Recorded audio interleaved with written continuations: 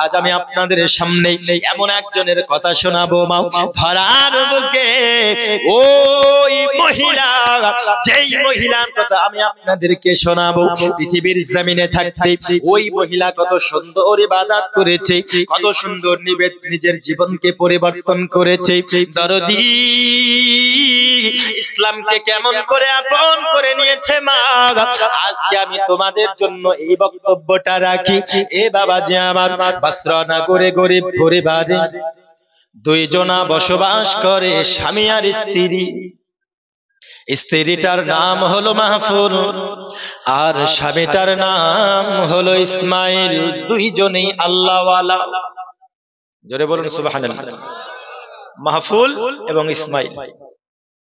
আব্বা যে আমার স্বামী স্ত্রী দুইজনে আল্লাহওয়ালা।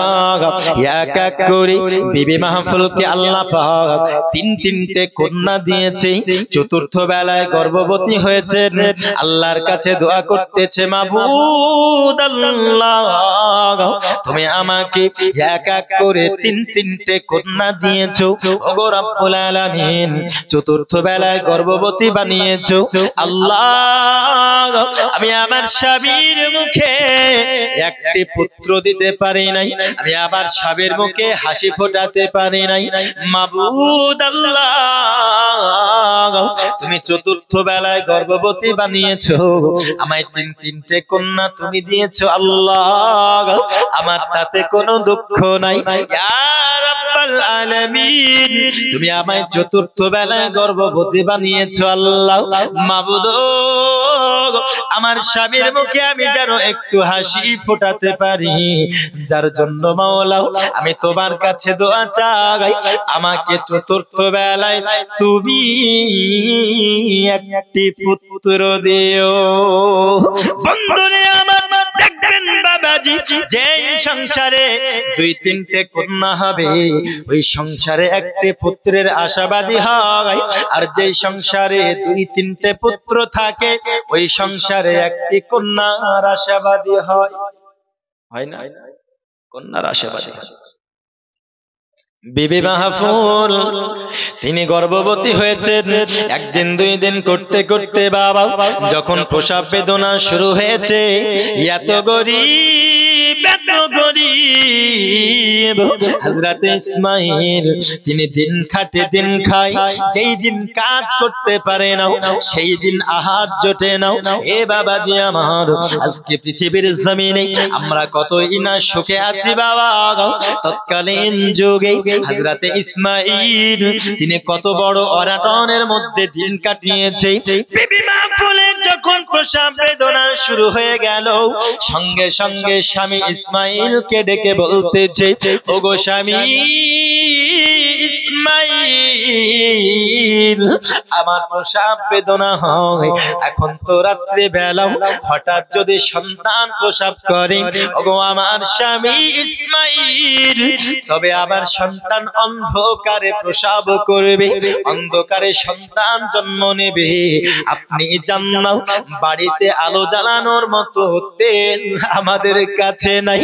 স্বামী গো আপনি বাসারা নগরে যান, আর যাওয়ার পরে কারো কাছ থেকে একটু তেল ধার করে নিয়ে আসুন।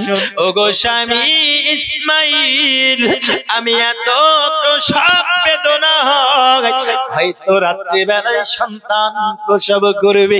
এ আমার শহর বাসা গ্রামের আমার আব্বাজি, আমার সোনামানিক মা খালারা শোনেন না, রাতের বেলা কত দুঃখ কষ্টে রাত দিন কাটিয়েছি। আল্লাহর মাহবুব মাহবুবা বান্দা বান্দিরা আমরা ওই রকম কষ্ট আমাদের হয় না, তবু আল্লাহর ইবাদতের দিকে অগ্রসর হতে পারে না। এ বাবাজি বিবি মাহফুল যখন বললেন স্বামী ইসমাইল এত গরিব, চলে গেলেন বাসারা নগরে। প্রত্যেকটা বাড়িতে প্রথম যখন ঢুকলেন আওয়াজ দিলেন দরজায়, আসসালামু আলাইকুম ইয়া আহলাল বাইত। বাড়ির ভিতরে কে আছেন সালাম নেবেন। সালামের জবাব দিল, বলতেছে কে? বলতে আমি বাসারা নগরের গরিব ইসমাইল। কেন এসেছো? বলতেছে ভাইজান আপনি তো আমার পাড়া প্রতিবেশী, আপনি আমায় চেনেন, আমি এত গরিব, আমি এত গরিব, আমার বাড়িতে আলো জ্বালানোর মতো তেল আমার কাছে নাই। ও বাসারা নগরীর আমার প্রতিবেশী, আমার বিবির সন্তান প্রসব বেদনা হয়, হয়তো রাত্রি বেলায় সন্তান প্রসব করবে, আমি চাই না অন্ধকারে সন্তান প্রসব করুক। এ ভাইজান আমি তোমার কাছে একটু তেল ধার করতে এসেছি। ইসমাইলকে বলে, ইসমাইল তুমি এত গরিব, এত গরিব, আমি যদি তোমায় তেল ধার দিই, এ ইসমাইল তুমি কিছুদিন পরে আবার আমার ফেরত দেবে, এর গ্যারান্টি আমি পাই না। কারণ তুমি এত গরিব, পরে যে তোমার তেল মজুদ হবে আমি এটা বিশ্বাস করতে পারি না। অঝোর নয়নে কান্না করে যায় হযরতে ইসমাইল। তিনি আল্লাহর কাছে বলতেছে, মাবুদ আল্লাহ তুমি আমায় এত গরিব বানিয়েছো, পরক্ষণে তেল ফেরত দেব, যার জন্য কেউ বিশ্বাস করতে পারে না। এক বাড়িতে গেল আর এক বাড়িতে যাওয়ার পরে বলতেছে, ও ভাইজান আমার বিবির প্রসব বেদনা হয়, আপনি কি তেল ধার দেবে? দরদি প্রত্যেকটা বাসারা নগরের বাড়িতে হযরতে ইসমাইল গেল, কিন্তু কেউ তেল ধার দিল না। হায়রে দুঃখ, এই দুঃখ যারা ওই দুঃখে জীবন কাটিয়েছে তারা বোঝে দুঃখর ব্যাপার। ও বাবাজি আবার কত সুন্দর ভাবে আমরা জীবন যাপন করি, কিন্তু গরিব ইসমাইল তার দুঃখ সে ছাড়া আর কেউ বুঝবে না। ওই রকম গরিবে আপনার এখনো পৃথিবীর বুকে আছে বাবা, যাদেরকে আমরা দেখতে পারি না, যাদেরকে আমরা নিচু ভাবি, যাদেরকে আমরা অনেক ছোট মনে করি, কিন্তু বাবা মনে রাখবেন ওই দুঃখের কষ্ট আর একজন দুঃখী ছাড়া কেউ বুঝবে না। দুঃখের মর্ম দুঃখী জানে গো, সুখী জানে না। জোরে বলুন সুবহানাল্লাহ। যারা দুঃখিত দুঃখের মর্ম দুঃখী বুঝবে, ঠিক কিনা?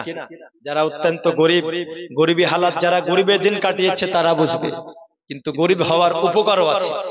যেটা হবে না সুবহানাল্লাহ, গরিব হওয়ার উপকারও আছে। আমি বলছি দুঃখের মর্ম দুঃখী জানে ওগো, সুখী জানে না। দুঃখী লোকে সুখী হলে দুঃখ ভুলে যাবে না, সুখী জানে না।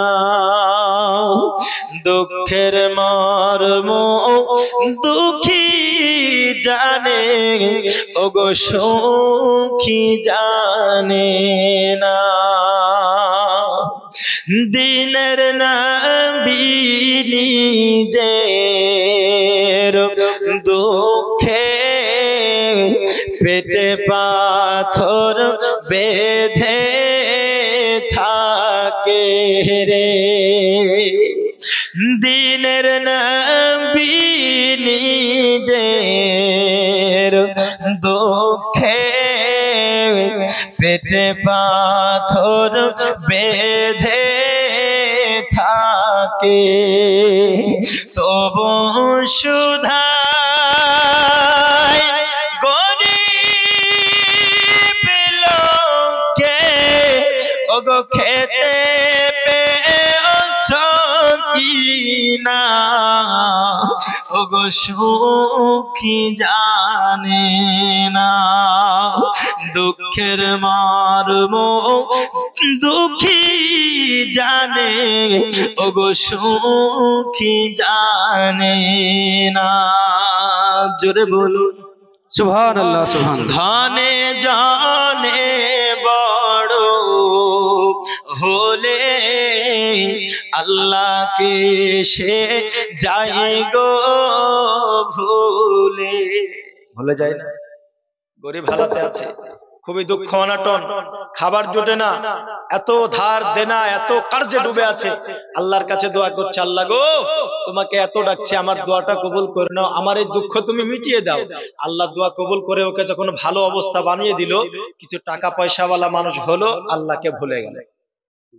যখন একটু ধনী হয়ে গেল, পাঁচতলা বাড়ি যখন হয়ে গেল, এখন পাঞ্জাবি টুপি পরতে বলছে, লজ্জা লাগবে, মসজিদে যেতে লজ্জা লাগবে। ধনে জানে বড় হলে আল্লাহকে সে যায় গো ভুলে রে, সে কাঙ্গাল এতিম মিসকিন দেখে, সে কাঙ্গাল এতিম মিসকিন দেখে অন্যায় কথা বলে না, ওগো সুখী জানে না, দুঃখের মর্ম দুঃখী জানে, ওগো সুখী জানে না। দরদি গো ইসমাইল এত কষ্ট তিনি পায়, এত আফসোস বোধ মনে করে, আল্লাহর কাছে বলতেছে, মাবুদ আল্লাহ তুমি আমায় গরিব বানিয়েছো, আমি তোমার কাছে না শুকরিয়া আদা করব না, কারণ ইসমাইল তিনি জানেন একজন গরিব মানুষ উম্মতি একজন ধনী ব্যক্তির থেকে 500 বছর আগে জান্নাতে যাবে। কত বছর? 500 বছর। দুনিয়াতে কষ্ট হয়েছে তো কি হয়েছে, দুনিয়াতে অবস্থা খারাপ আছে তো কি আছে, আমি গরিব হয়েছি এতে আলহামদুলিল্লাহ। কেন? কারণ একজন ধনীর থেকে একজন গরিব কত বছর আগে জান্নাতে যাবে বললাম? 500 বছর আগে জান্নাতে যাবে। তাহলে গরিব হওয়ার একটি বেনিফিট আছে না নাই? আছে। এ বাবাজি আমার, গরিব ইসমাইল তিনি আপনার প্রত্যেকটা বাড়িতে যখন যায়, সবাই যখন ফিরিয়ে দিল, ইসমাইল মনে বড় দুঃখ নিয়ে বিবি মাহফুল তিনার কাছে এসে চুপ করে দাঁড়িয়ে গেছে। সাইলেন্ট হয়ে গরিব ইসমাইল চুপ করে দাঁড়িয়ে আছে। এ বাবাজি আমার, ইসমাইল যেন কিছু বলে না। বিবি মাহফুল তিনি স্বামীর মুখের দিকে তাকালেন এবং বুঝতে পেরেছে, বলতেছে, স্বামী আমার আপনি কোনো চিন্তা করবেন না, আপনি বড় বড় কষ্ট নেবেন না, আমি বিবি মাহফুল জানি, কারণ আমি জানি আপনার মনটা কেন খারাপ, আপনার মনটা কেন ভারী। বন্ধুরে আবার বিবি মাহফুল বলে, স্বামী গো বাসারা নগরীতে কেউ আমাদেরকে তেল ধার দেয় নাই, আমরা অত্যন্ত গরিব, যার জন্য তেল কেউ আমাদেরকে ধার দেয় নাই। স্বামী গো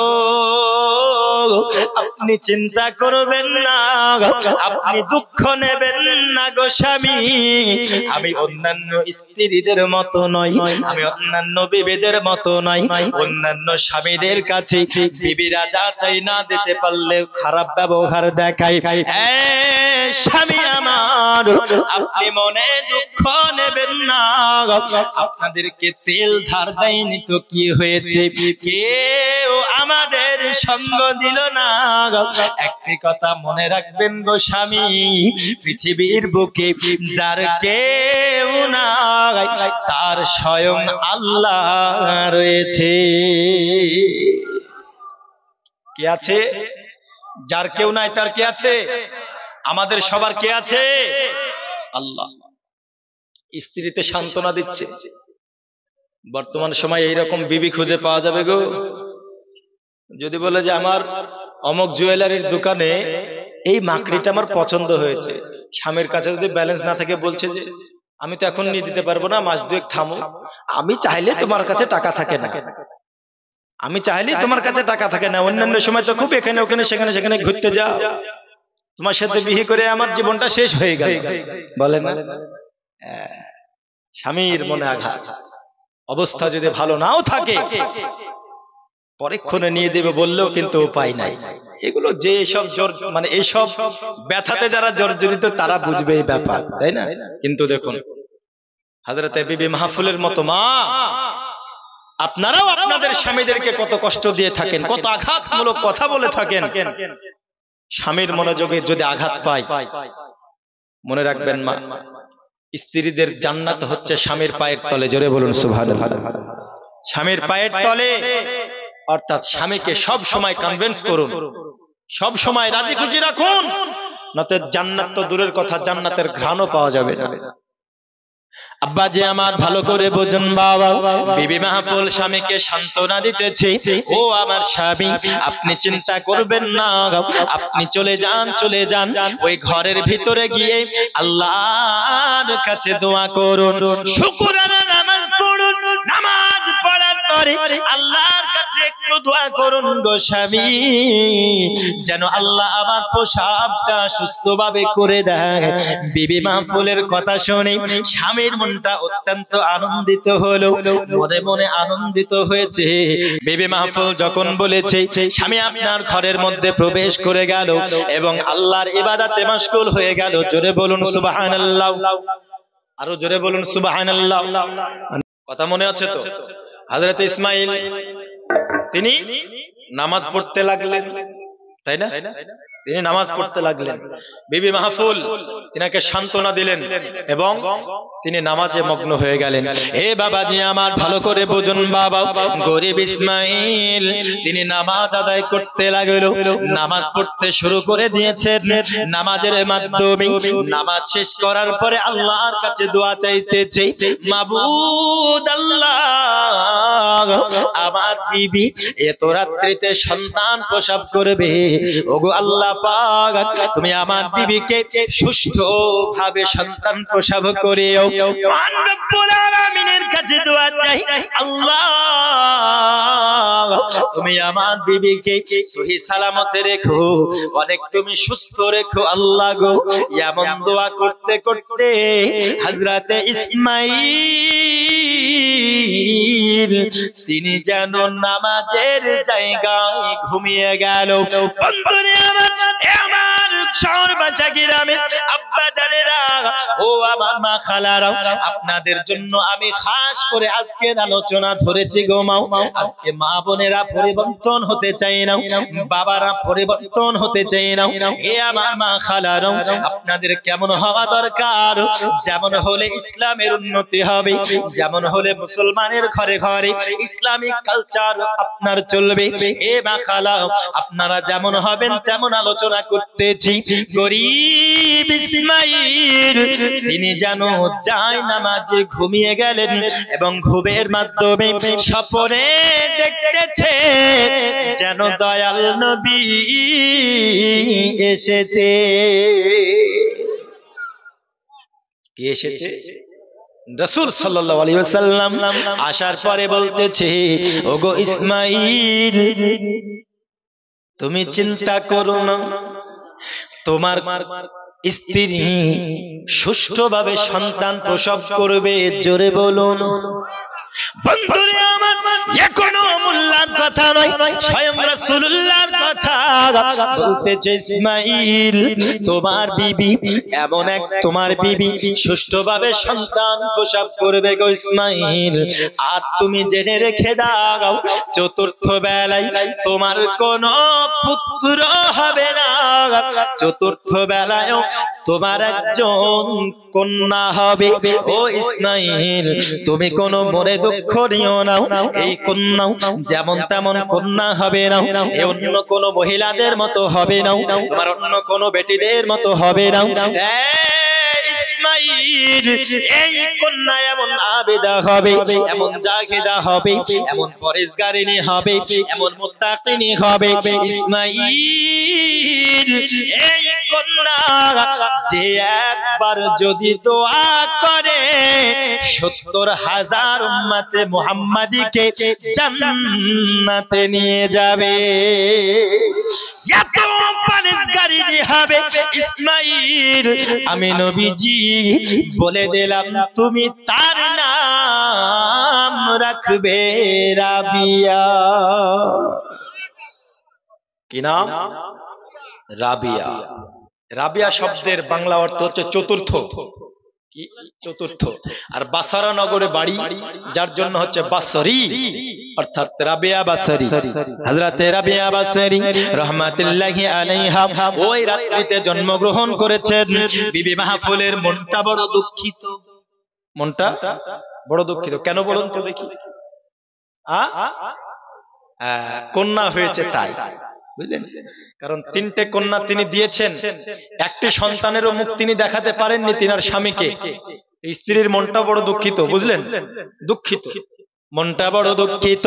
হযরতে ইসমাঈল ঘুমটা যখন ভেঙে গেল, যখন তিনি ঘরের ভিতরে প্রবেশ করেছেন, বিবি মাহফুলের কাছে আনন্দে আত্মহারা হয়ে বিবি মাহফুলের কাছে সন্তান দেখবো বলে গেছে।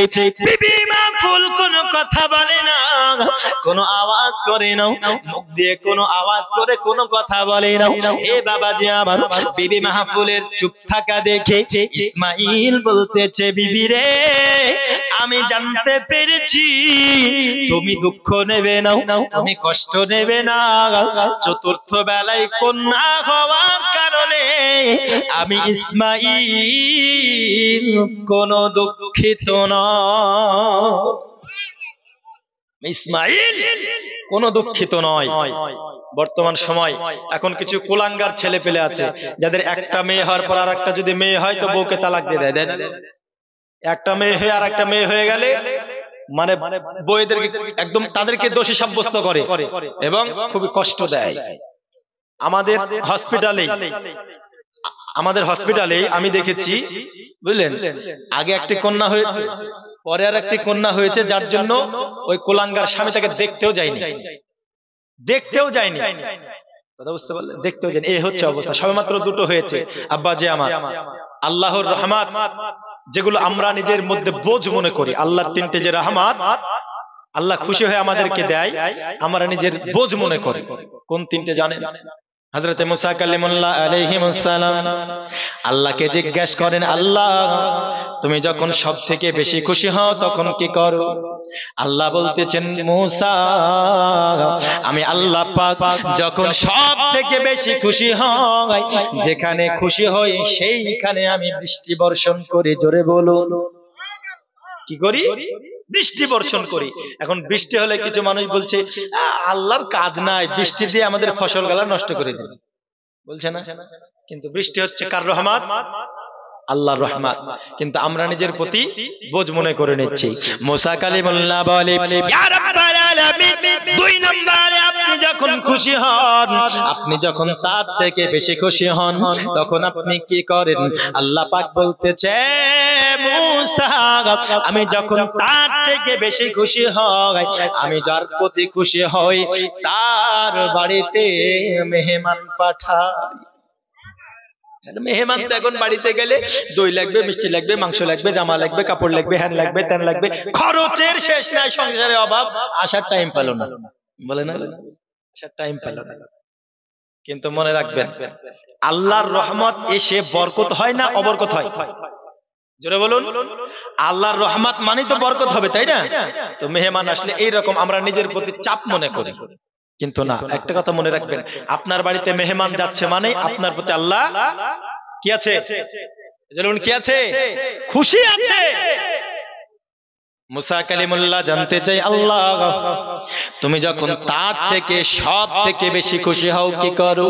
আল্লাহ বলে, মুসা আমি যখন সব থেকে বেশি খুশি হই, যার প্রতি খুশি হই তার বাড়িতে আমি আল্লাহ কন্যা সন্তান পাঠাই। কিন্তু আল্লাহর এই রহমত আমরা নিজেদের মধ্যে নিতে পারি না। দরদি গো গরিব ইসমাইল তিনার স্ত্রীকে তিনি সান্ত্বনা দিতেছি, ও গো বিবি মাহফুল তুমি কোনো দুঃখ নেবে না গো বিবি মাহফুল, চতুর্থ বেলায় কন্যা হওয়ার কারণে আমি ইসমাইল কোনো দুঃখিত নই। মাহফুল জিজ্ঞাসা করতেছে, ও গো আমার স্বামী ইসমাইল আপনি কেমন করে বুঝতে পারলেন আমার কন্যা হয়েছে? আপনি কেমন করে বুঝতে পারলেন চতুর্থ বেলায় আমাদের বেটি সন্তান হয়েছে? ইসমাইল বলতেছে, বিবি আমি কেন বুঝতে পারবো না, আমি কেন বুঝতে পারবো না বিবিরে, চতুর্থ বেলায় কন্যা হবে এর সুখবর, এর শুভাগমনের খবর দুনিয়ার কোন মোল্লা দেয় নাই, আমাকে স্বপ্নে রাসূলুল্লাহ দিয়েছে। ওরে আমার বিবিরে, আমি কেমন করে দুঃখিত হতে পারি যার নাম আমার রাসূলুল্লাহ বলে দিয়েছেন রাখতে হবে রাবেয়া। বিবি আমার, আমি কেমন করে দুঃখিত হতে পারি কন্যা হওয়ার কারণে, কারণ ওই কন্যা আমার ঘরে জন্ম নিয়েছে, অন্যান্য কন্যার মতো হবে না, অন্যান্য বেটির মতো হবে না, অন্যান্য কন্যাদের মতো হবে না, এমন পরেশগারিনী হবে, এমন মুত্তাকিনী হবে, এমন আবেদা জাহেদা হবে রে বিবি, যার একটি দোয়ার বরকতে আল্লাহ ৭০,০০০ উম্মতে মুহাম্মাদকে জান্নাতে দেবে। বিবি রে, এই জন্মগ্রহণ করাতে আমি কেমন করে দুঃখিত হতে পারি? এই হচ্ছে রাবেয়া বাসারী, তিনি জন্ম নিলেন। আব্বাজি আমার, যে কথা আমি বলতেছিলাম, একদিন দুই দিন করতে করতে বাবা সবে মাত্র ৫ থেকে ৬ বছর রাবেয়া বাসারীর যেন আপনার বয়স হলো। বিবি মাহফুল ইনিও একজন এমন আবিদা জাহিদা মুত্তাকিনী পরেশগারিনী ছিলেন। আল্লাহর ৫ ওয়াক্ত নামাজ তিনি আদায় করতেন। গরিব ইসমাইল তিনারাও ৫ ওয়াক্ত নামাজ আদায় করতেন বাবা। শুধু তাই নয়, তাই নয়, তিনারা সর্বদা আল্লাহর ধ্যানে মশগুল থাকতো, সর্বদা আল্লাহর ইবাদত জিকির করত। দরদি গো একটা রাত্রিতে হযরত রাবেয়া বাসারী রাহমাতুল্লাহি আলাইহা ছোট্টবেলায় হঠাৎ করে মধ্যরাত্রি বেলায় তিনার যখন ঘুম ভেঙে গেল, পাশে যেন আম্মা জানকে দেখতে পাই না, পাশে মা জননী নাই, বুঝলে, মা জননী নাই। খুঁজতে গেছে, এই ঘর ওই ঘর খোঁজন করতেছে, গুনগুন গুনগুন আওয়াজ শুনতে পাই, জোরে বলুন সুবহানাল্লাহ। গুনগুন আওয়াজ শুনতে পাই, গুনগুন আওয়াজ শুনতে পাচ্ছে বাবা হযরত রাবেয়া বাসারী রাহমাতুল্লাহি আলাইহা। তিনি চলে গেলেন আওয়াজের দিকে, গিয়ে দেখতেছেন মা জননী মধ্যরাত্রিতে নামাজ আদায় করতেছে। কি করছে? নামাজ আদায় করছে। বর্তমান সময়, আজকালকার সময় আমাদের মা বোনেদেরকে যদি ছোট ছোট সন্তানেরা হট করে ঘুম থেকে চালাপে না দেখতে পায়, মনে করবে যে দেখতে হবে যে মা কোথায় সিরিয়াল দেখছে, বুঝলে, মা কোথাও টিভি দেখছে, মা মোবাইল টিপছে, না হলে মা ৪-৫টা মেয়ে ছেলেকে একসঙ্গে নিয়ে গল্প করছে। এটা ভেবে নিবে, খুঁজতে যাবে না এখনকার ছেলে পেলে, বুঝলে, হয়তো কান্না করে। এই হচ্ছে বর্তমান পরিস্থিতি। বন্ধুরে বাবারে সোনামানি, বিবি মাহফুল তিনি নামাজ আদায় করতেছেন। হযরত রাবেয়া বাসারী রাহমাতুল্লাহি আলাইহা তিনি যেন বাবা দেখতেছেন, তিনি নামাজ সম্পর্কে এখনো কোনো ধারণা তিনার নাই। হযরত রাবেয়া বাসারী তিনার নামাজ সম্পর্কে কোনো ধারণা নাই, কোনো তিনার জ্ঞান নাই। তিনার আম্মাকে দেখতেছেন, তিনি আপনার বুকে হাত বাঁধতেছে, তিনি রুকুতে যাচ্ছেন, সিজদায় যাচ্ছেন, উঠছেন। হযরত রাবেয়া বাসারী যখন তিনার নামাজ শেষ হয়ে গেল, তিনার মাকে জিজ্ঞাসা করে, আম্মা তুমি এত রাত্রি বেলায় কি করতেছো? হযরত বিবি মাহফুল বলে, এ বেটি রাবেয়া আমি নামাজ পড়তেছি রে মা বলতেছে মা জননী এই নামাজ কি জিনিস হযরতে মাহফুল বলতেছে মা রাবিয়া এই নামাজ হলো আল্লাহর একটি ইবাদত যিনি আমাদেরকে সৃষ্টি করেছেন যিনি আমাদেরকে তৈরি করেছেন রাবিয়া ওই সৃষ্টিকর্তার এমন একটি ইবাদত যে ইবাদত আমাদের জন্য অপরিহার্য বলতেছে মা জননী কোন সময় নামাজ পড়তে হয় গো মা বলতেছে ফজর জোহর আসর মাগরিব এশা পাঁচটা সময়ের কথা বলতেছে হযরতে রাবিয়া বাসারি বলতেছে আম্মা এত মধ্যরাত্রিতে তুমি নামাজ পড়তেছো গো মা এত মধ্যরাত্রিতেও কি নামাজ অপরিহার্য আছে বিবি মাহফুল বলতেছে বেটি রাবিয়া এত মধ্যরাত্রিতে আমাদের প্রতি নামাজ ফরজ নয় আমাদের প্রতি নামাজ ওয়াজিব নয় বেটি রাবিয়া আমি এখন তাহাজ্জুদের নামাজ পড়তেছি রে বেটি ওরে আমার বেটি রাবিয়া আমার নবী সাল্লাল্লাহু আলাইহি ওয়াসাল্লামের প্রতি পাঁচ ওয়াক্ত নামাজ ফরজ থাকার পরেও আমার নবীর প্রতি তাহাজ্জুদের নামাজ ফরজ ছিল জোরে বলুন সুবহানাল্লাহ